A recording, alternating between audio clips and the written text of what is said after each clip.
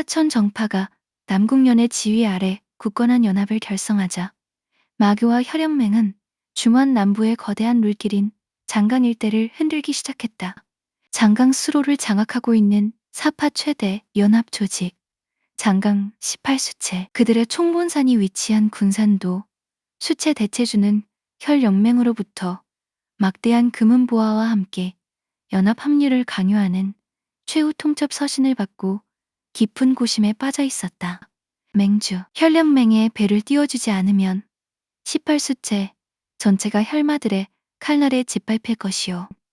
허나 그들과 손을 잡았다가는 우리 수체 형제들이 정파 무인들의 화살바지가 될 것은 불을 보듯 뻔하지 않소.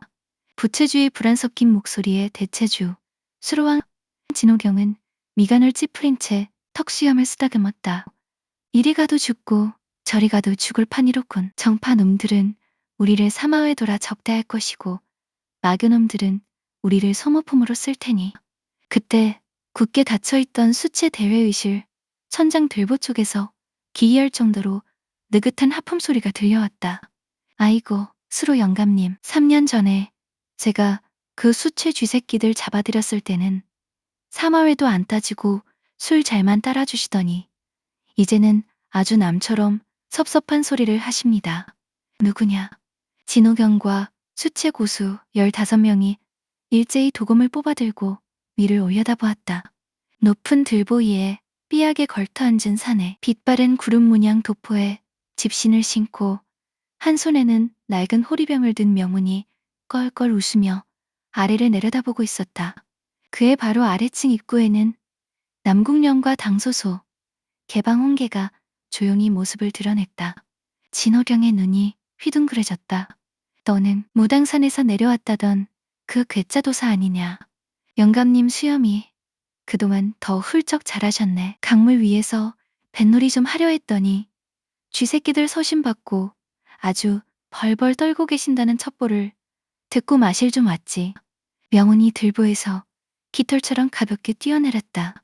바닥에 닿는 순간 집신 소리조차 울리지 않는 신이한 경공에 수체의 호위무사들은 등골에 서늘한 한기를 느끼며 주춤 물러섰다.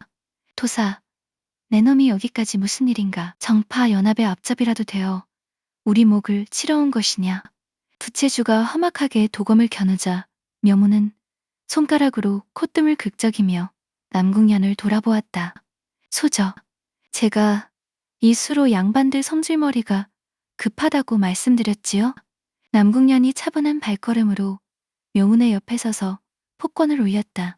남궁세가의 소가주 남궁련입니다. 진 대체주님, 우리는 싸우러 온 것이 아닙니다. 오히려 장강수체가 혈영맹의 화살바지로 억울하게 피를 흘리는 일을 막고자 찾아왔습니다. 남궁세가라니. 정파 명문의 소가주가 부드러운 언사를 건네자 진호경의 눈동자에 이체가 감돌았다. 남궁련은 품에서 미리 준비한 협약서를 꺼내 탁자 위에 올려놓았다. 혈련맹의 거미줄은 이미 중원 곳곳을 파괴하고 있습니다.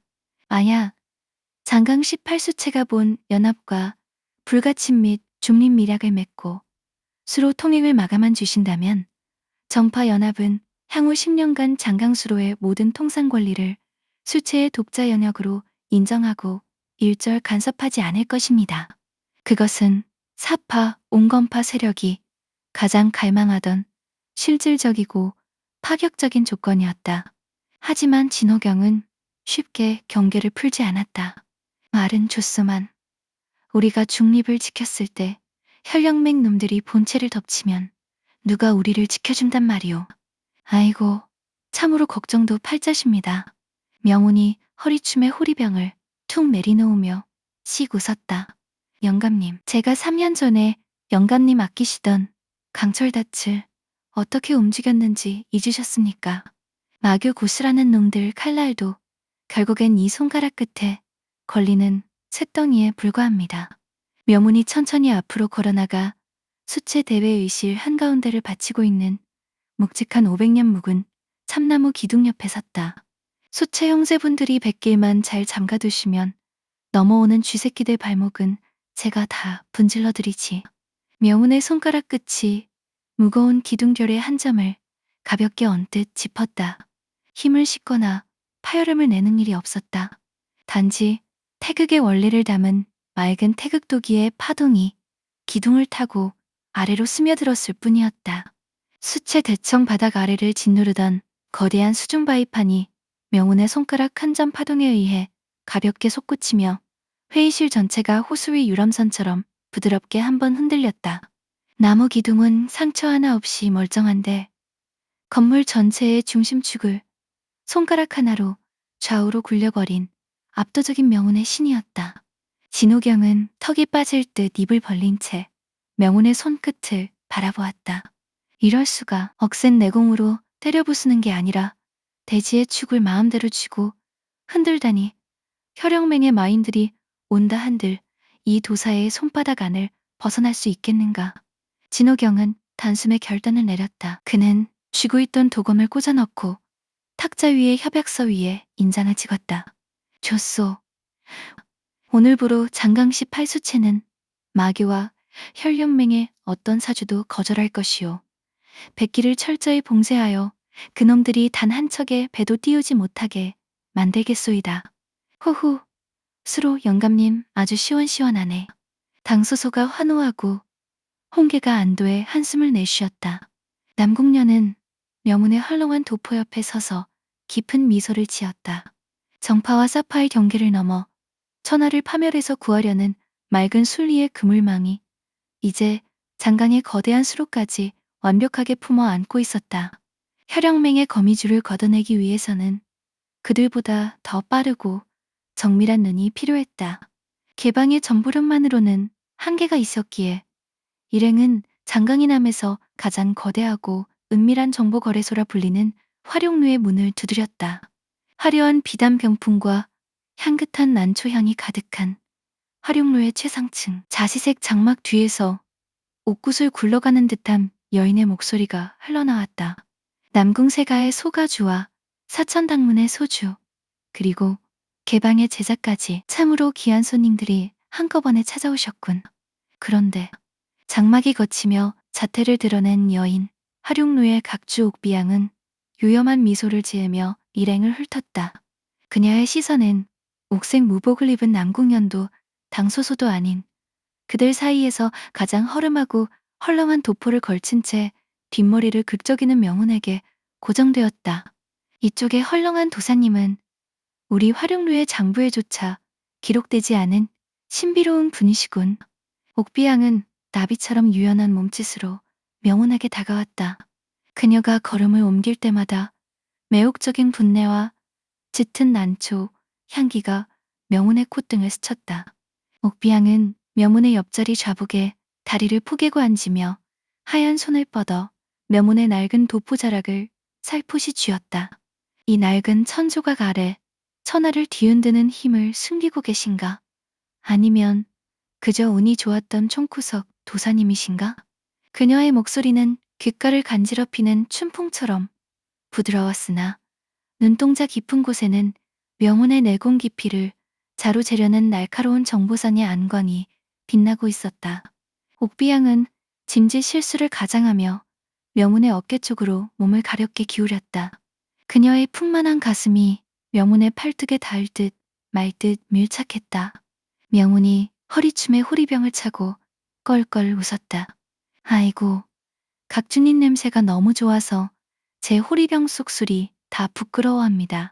이 총구석 도사는 그저 운이 좋아서 맑은 공기 마시며 돌아다니는 구름일 뿐입니다. 구름이라뇨? 너무 겸손하시네.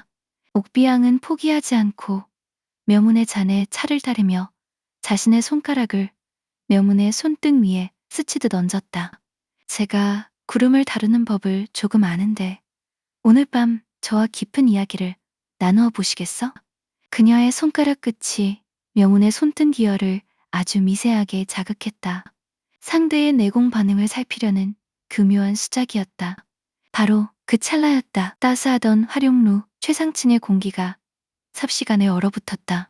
명운의 옆에 서 있던 남궁년의 표정이 흑석처럼 굳어 있었다. 그녀의 몸 주변으로 숭산과 항주에서 정제된 맑고 깊은 천풍거미가 순식간에 칠채의 극음냉기로 견해 폭발했다. 장식으로 놓여있던 도자기 위로 새하얀 서리가 피어나고 옥비양의 손등 위에 얹혀있던 명운의 잔속 찬물이 하얗게 얼어붙어 팽했다. 그 손 놓거라. 남궁련의 목소리는 더 이상 봄바람처럼 부드러운 청풍이 아니었다. 한겨울 북풍 한설보다 더 서늘하고 날카로운 살기가 서려 있었다. 그녀의 옥색 무복이 요동치며 뿜어내는 질투의 냉기는 단순한 내공의 방출을 넘어 공간 자체를 얼려버릴 듯한 무거운 중압감으로 옥비양을 덮쳤다. 이럴 수가. 단순한 얼음, 내공이 아니야. 이건 자연의 이치를 담은 거미가 극도의 냉기로 융화된 것인가. 옥비양의 요염한 미소가 사색으로 질려갔다. 그녀는 초절정의 고수였으나 남궁연이 뿜어내는 이 질적이고 정교하며 서늘한 질투의 살기 앞에서는 숨조차 쉴 수 없었다. 그녀의 손은 얼어붙을 듯한 공포에 질려 명운의 손등에서 떨어져 나갔다. 저 전지 정보를 얻는 방식이. 우리는 정보를 사러 왔지. 그쪽의 교태를 구경하러 온 것이 아닙니다. 남궁련이 차가운 안광을 번뜩이며 옥비양의 목줄기를 향해 형체가 없는 검간을 뻗어냈다. 옥비양의 목피부 위로 미세한 자색 선혈이 맺혔다. 정보값은 충분히 치를 테니 당장 혈영맹 북방 지부에 배치도를 내놓으십시오. 다시 한번 그 지저분한 손길을 도사님께 뻗는다면 화룡루는 오늘부로 장강 바닥에 가라앉을 것입니다. 화룡루 전체를 집어삼킬 듯한 남궁련의 서늘한 기세에 당소소는 입을 다물지 못했고 홍계는 타구봉을 굳게 주며 등 뒤에 땀을 흘렸다. 아이고, 내 어깨가 다 시리네. 우리 소저 찬물 끓이는 줄 알았더니 사람을 얼려버리시네. 명우는 남궁련의 내뿜는 서늘한 기운 옆에서 호리병을 훌쩍이며 어색하게 웃었지만 그의 눈빛은 옥비양의 무너진 내공 상태를 정확히 간파하고 있었다. 강호 제1의 정보상은 결국 남궁세가의 얼음꽃이 뿜어내는 압도적인 질투의 냉기 앞에 무릎을 꿇었다. 옥비양은 떨리는 손으로 비밀 금고를 열어 한 장의 묵직한 가죽 지도를 꺼냈다. 그것은 혈영맹 북방지부의 핵심 방어선이 정밀하게 그려진 비밀 정보였다. 지도를 챙겨 화룡루를 나서는 일행의 등 뒤로 밤공기가 여전히 서늘하게 식어 있었다. 남궁련은 명운의 곁을 나란히 걸으면서도 끝내 시선을 마주치지 않았다. 그녀의 옥색 비녀 끝에 맑은 달빛이 부딪혀 차갑게 빛나고 있었다. 화룡루 각주 옥비양의 짙은 살풀이를 차가운 질투의 거미로 제압하고 얻어낸 가죽 지도는 중원 정파에 떨어질 거대한 재앙을 명백히 가리키고 있었다. 형님, 상황이 영 좋지 않습니다. 개방 홍계가 지도 위에 타구봉을 올려놓으며 마른 침을 삼켰다. 혈영맹 북방 지부에 살수들만 움직이는 게 아닙니다. 10만 대산 최신부에 틀어박혀 있던 천하제이마의 마교본대가 마침내 산을 내려왔습니다. 목표는 남은 두 곳의 지맥축을 한꺼번에 파괴하는 것. 묵직한 침묵이 객잔 윗방을 짓눌렀다. 화경을 넘어선 명운 한 사람이 아무리 압도적인 도법과 이기어검을 부린다 한들 사방 수천 리로 흩어져 밀려드는 수만 명의 마인과 살수부대를 혼자서 막아낼 수는 없는 노릇이었다. 그때 객잔 바깥의 넓은 공터에서 요란한 말발굽 소리와 기압이 진동했다. 창문을 열어본 당서소가 눈을 동그랗게 떴다. 우와, 언니, 도사오라버니. 아래 좀 봐. 엄청난 사람들이 몰려왔어. 객잔 앞마당은 중원 각지에서 달려온 최정예 무인들로 발 디딜 틈 없이 가득 차 있었다. 가장 중앙에는 승경 300을 이끌고 하산한 소림사의 방장 고머 대사가 서 있었고 그 좌우로는 매와 검기를 뿜어내는 화산검이 옆 백동영과 화산파 정예 검수들 그리고 연강기관차를 앞세운 사천당문의 당무진 장로가 도열해 있었다. 그뿐만이 아니었다. 외곽 쪽에는 험상궂은 얼굴로 쇠몽둥이를 쥔 농림 산적들의 총체주와 군산도에서 장강수로를 봉쇄하고 올라온 장강 18수체의 수로왕 진호경까지 나란히 서서 헛기침을 뱉고 있었다. 정파와 사파를 망라한 천하의 실력자들이 한자리에 모인 것이다. 객잔 대문을 열고 나온 명운이 뒷머리를 극적였다. 아이고, 양반들이 이 총구석 객잔에 무슨 일로 총출동하셨습니까? 마당 좁아서 말 먹일 풀도 없는데. 고모 대사가 흰 눈썹을 흩날리며 껄껄 웃었다. 이보시오, 명운도사. 숭산에서 맺은 바둑판 새가 아직 끝나지 않았건만 혼자서 짐을 싸려 하시오? 천하제일마가 돼지맥을 갉아먹으러 온다기에 늙은 뼈다귀들이 힘 좀 보태러 왔소이다. 화산검협 백동현이 앞으로 나와 검을 비켜들고 한쪽 무릎을 꿇었다. 은인께서 베풀어 주신 은혜를 갚기 위해 화산파 매화검대 100명이 반낮을 가리지 않고 달려왔습니다. 화산의 검은 오늘부터 은인의 앞길을 여는 봉두가 될 것입니다. 당문의 기계진 역시 도사님의 손가락 끝이 가리키는 곳을 향해 방아쇠를 당길 준비가 마쳤습니다. 사마의도인 농림과 장강수채의 수장들마저 주먹을 맞대며 외쳤다. 우린 복잡한 대의 명분 따윈 모른다. 허나 배신 밥 먹듯 하는 마교놈들 밑에서 개고생하느니 우리 닻을 살려준 저 헐렁한 도사 양반한테 목숨 한번 걸어보기로 했다. 서로 눈빛만 마주쳐도 칼을 뽑아들던 천하의 명문 정파와 거친 사파 온건파들이 오직 단 한 사람의 그림자를 중심으로 결속하고 있었다. 억센무력으로 무릎을 꿇린 것이 아니었다. 낡은 집신을 신고 청각을 떨면서도 적재적소에서 자연의 순리로 사의 민초와 강호의 뼈대를 구워내는 명운의 맑은 도가 거대한 구심점이 된 것이다. 남궁년이 옥색무복을 떨치며 명운의 반 발자국 옆으로 나섰다.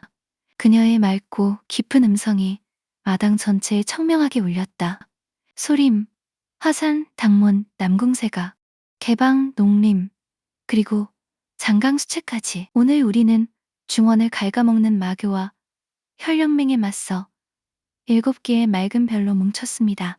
천하제일마의 어둠이 아무리 깊다 한들 칠성의 도의가 맺힌 이 연합을 뚫을 수는 없을 것입니다. 와, 아, 칠성 동맹 만세. 도사님을 따라 천하제일마를 박살내자. 마당을 뒤흔드는 수천 무인의 함성 속에서 명운은 평소처럼 실실 웃으며 허리춤에 호리병을 들어올렸다. 겉보기에는 여전히 어설픈 총구석 도사 같았지만 그의 깊은 눈매 속에 맺힌 정묵한 자연견의 안광은 이미 멀리 북쪽과 무당산 쪽으로 뻗어나가는 마교 본대의 살기를 단단히 벼려내고 있었다. 중원의 명운을 건 거대한 연합, 칠성 동맹이 드디어 거대한 첫발을 내디뎠다. 칠성 동맹의 뒷발이 바람을 가르며 북방로를 따라 맹렬히 진군할 때였다.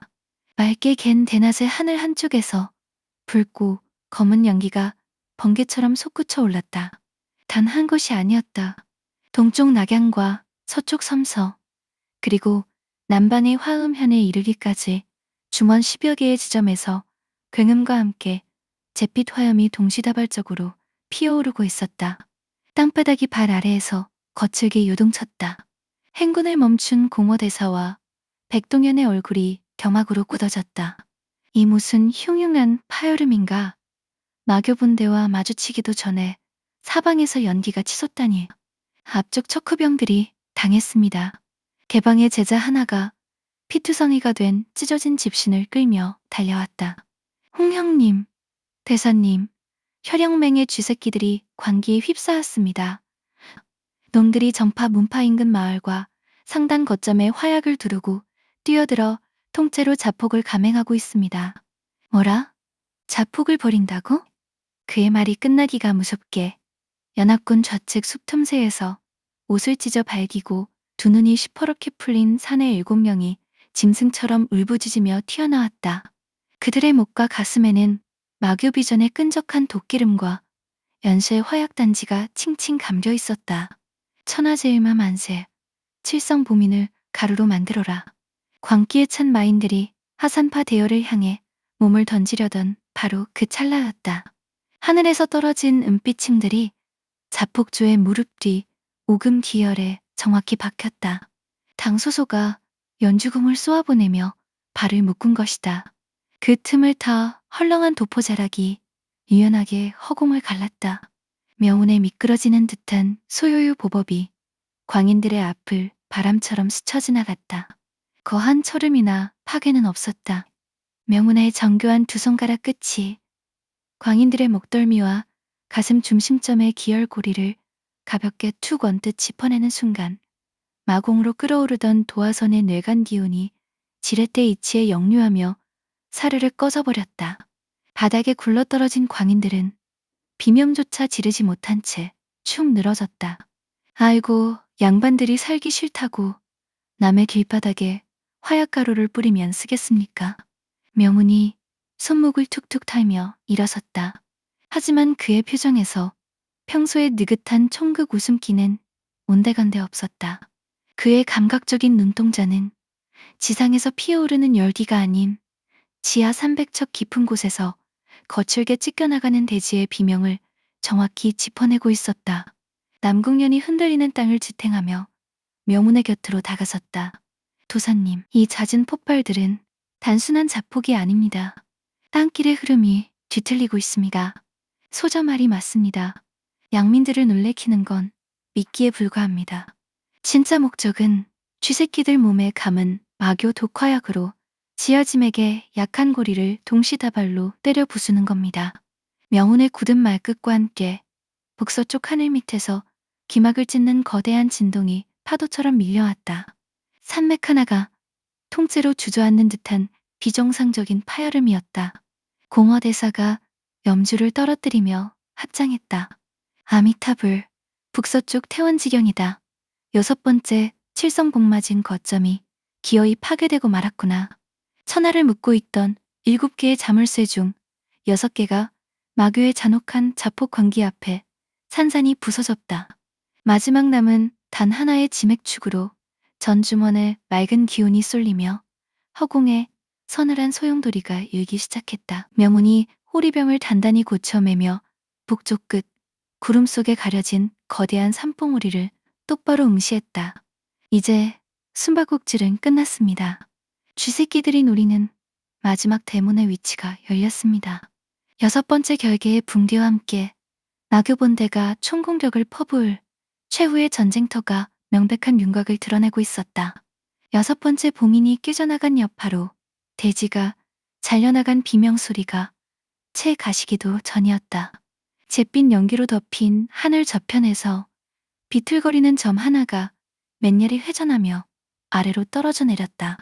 하얀 깃털의 절반이 붉은 선율로 지지겨진 채 마지막 호흡을 쥐어짜며 날아온 전서구였다. 새는 칠성동맹 선두에 서 있던 명운의 헐렁한 도포업기 위에 곤두박질 치듯 내려앉았다. 명운의 정교한 손가락 끝이 새의 가슴을 감싸쥐었다. 날개 뼈대가 부러진 채 탈진한 전서구의 다목에는 도가 특유의 청색 매듭으로 단단히 묶인 작은 가죽천이 매달려 있었다. 새를 건네받은 당소소가 다급히 솜씨를 발휘해 지혈진을 펼쳤다. 어디서 온 새지? 다리에 묶인 천이 핏물에 흠뻑 젖어 있어. 명운은 아무 말 없이 매듭을 풀고 가죽천을 쫙 펼쳤다. 말라붙은 검붉은 피로 거칠게 휘갈겨 쓴 단 9글자. 그것은 천하제일도관의 정점에 선자 무단파 장문인 허도진인의 다급하고 서글픈 혈서였다. 지하 마지막 보민의 마교당도 막내야 즉시 본산으로 귀환하라. 침묵이 행군노를 무겁게 짓눌렀다. 공허대사가 흰 눈썹을 떨며 앞으로 다가와 서신을 확인했다. 허도진인의 친필 혈서. 그렇다면 칠성복마진의 마지막 7번째 핵심 거점이 바로 도가의 뿌리인 무당산 지하 깊은 곳에 묻혀 있었단 말인가. 그렇습니다. 명운의 목소리에서 늘 어기적거리며 끝을 늘어뜨리던 장난기와 과장된 높은 톤이 거짓말처럼 씻겨나갔다. 깊은 우물 속처럼 차분하고 정돈된 중저음. 그의 곁에 그을린 표정 위로 처음으로 차갑게 정제된 묵직한 도가의 뼈대가 드러났다. 천하제일마가 10만 대산을 비우고 직접 움직인 이유가 거기에 있지. 우리 무당의 잡문인 영감님과 사형들이 목숨을 걸고 산문을 닫아 걸었지만 쥐새끼들 본대의 살기를 막아내기엔 역부족일 겁니다. 화상검엽 백동현이 검자루를 힘차게 쥐며 외쳤다. 은인, 지체할 이유가 없습니다. 칠성 동맹 본대를 이끌고 당장 무당산으로 진격하겠습니다. 아닙니다. 명운이 단호하게 손을 들어 백동현의 말을 막았다. 연합군 본대가 수레와 야영 장비를 끌고 산을 오르면 빨라야 보름입니다. 그때면 무당산 대전 기둥은 이미 잿더미가 되고 남습니다. 먼저 갈 수 있는 고수들만 경공을 밟고 달려야 합니다. 남궁년이 명운의 바로 곁으로 한 걸음 다가섰다. 그녀는 아무것도 묻지 않았다. 허리춤에 찬 묵직한 강철 검자루를 단단히 고쳐매며 맑고 깊은 안강으로 오직 북쪽 끝 구름 너머를 응시할 뿐이었다. 도사님, 제 청풍의 궤적은 사흘 밤낮을 쉬지 않고 달려도 흔들리지 않습니다. 함께 가시지요. 아이고, 우리 소저고집을 누가 꺾겠습니까? 명운이 텅 빈 호리병을 허리춤에 단단히 결박하며 짧게 미소 지었다. 그러나 그 미소는 유쾌한 총극이 아닌 죽음의 벼랑 끝을 함께 걷는 동행을 향한 굳건하고 깊은 신뢰의 증표였다. 명운이 공허대사와 백동현 그리고 사파운권 수장들을 향해 폭권을 올렸다. 본대는 소림과 화산이 이끌고 뒤를 받쳐주십시오. 이 헐렁한 도사는 집구석 문짝이 부서진다니 먼저 가서 빗장부터 다시 걸어 잠그겠습니다. 말이 끝나리가 무섭게 명운의 신형이 대기를 미끄러지듯 솟구쳐 올랐다. 그 뒤를 따라 백색 비단 장포를 흩날리는 남궁년이 청풍의 검사를 밟고 날아올랐고 당소소와 개방 홍계 역시 최절정 경공을 끌어올려 그 뒤를 맹렬히 뒤쫓았다. 하늘을 가르는 네 개의 맑은 유성, 천하를 구원할 무당파 최강의 진전 제자가 비로소 낡은 가면을 벗어던지고 불타는 도가의 본산을 향한 맹렬하고 고독한 질주를 시작하고 있었다. 무당산을 향해 북로를 가로지르는 네 사람의 신념은 화살보다 빠르고 묵직했다. 하지만 한암을 지나 호북지경에 접어들수록 바람에 실려오는 것은 산풀 냄새가 아닌 매캐한 잿더미와 피비린내였다. 길목마다 자리했던 정파무림 가문들의 외단은 지붕이 무너진 채 잿더미로 변해 있었다. 거리에는 미처 피하지 못한 농사꾼들과 문파문도들의 시신이 어지럽게 널려 있었다. 모두 마교 특유의 독검에 찔리거나 뇌관에 의해 내장이 파열된 참상이었다. 너무해. 어떻게 싸움조차 못하는 어린아이들까지. 당소소가 연주궁을 쥔 손을 잘게 떨었다. 늘 기름진 닭다리를 뜯으며 농담을 건네던 개방 홍계 역시 굳은 표정으로 타구봉을 고쳐주었다. 혈연맹 쥐새끼들과 마교 선봉대가 본산으로 가는 길목의 눈과 귀를 아주 작정하고 파내고 있습니다. 산 짐승도 하지 않을 짓을 하다니요. 명운의 걸음이 불타서 무너진 서원 돌담 앞에 멈춰섰다. 바닥에는 무당파를 향해 구원 요청을 보내려다 목을 잃은 정파 제자의 옷자락이 나뒹굴고 있었다. 피로 얼룩진 붓이 그 옆에 덩그러니 굴러다녔다. 명운은 말없이 허리를 숙여 흙먼지 구덩이에 엎드려 있던 노인의 냉기 가득한 시신 위에 천을 덮어주었다. 언제나 꼬리를 늘어뜨리며 실실 웃던 그의 볕에 그을린 얼굴에서 단 한 푼의 웃음기도 찾아볼 수 없었다. 눈앞에 참상을 꿰뚫어 보는 그의 시선은 겨울밤 호수 밑바닥처럼 서늘하고 깊게 가라앉아 있었다. 남궁년이 묵묵히 다가와 명운의 옆에 섰다. 도사님께서 춘극의 껍질을 완전히 벗으셨구나. 자연의 이치를 따르는 분이시기에 순리를 비틀어 생명을 짓밟는 마교의 광기에 가장 깊고 차가운 분노를 느끼고 계신 거야. 바로 그때 잿더미가 된 서원 지붕 위와 쓰러진 담벼락 뒤에서 쇠소리가 섞인 기괴한 웃음소리가 울려 퍼졌다. 킥킥킥 도망친 쥐새끼들이 또 덫에 걸려들었구나. 시퍼런 흑복을 입고 손에 독바른 갈고리를 든 혈령맹 살수 30명이 흙먼지를 박차고 사방을 에워쌌다. 그들의 옷깃에는 호북 일대 민초들에게서 약탈한 핏빛 장신구들이 매달려 있었다. 살수 조장이 피 묻은 도감을 명운의 코끝을 향해 겨눴다. 어디서 굴러먹던 천구석 도사놈이냐. 무당으로 가는 길목은 천하제일마의 명으로 완벽히 폐쇄되었다. 얌전히 목을 내놓으면 말이 채 끝나기도 전이었다. 명운의 집신이 바닥에 돌멩이 하나를 건드리지 않고 앞으로 뻗어나갔다. 소요요의 이치가 담긴 그의 보법은 눈으로 쫓을 수 없을 만큼 유연하게 궤적을 그렸다. 살수 조장이 도검을 휘두르려 했지만 이미 명운의 오른손 검지와 중지가 사내의 칼자루 건막 중심점을 가볍게 언뜻 짚고 있었다. 죽은 양반들 귀가 시끄럽습니다.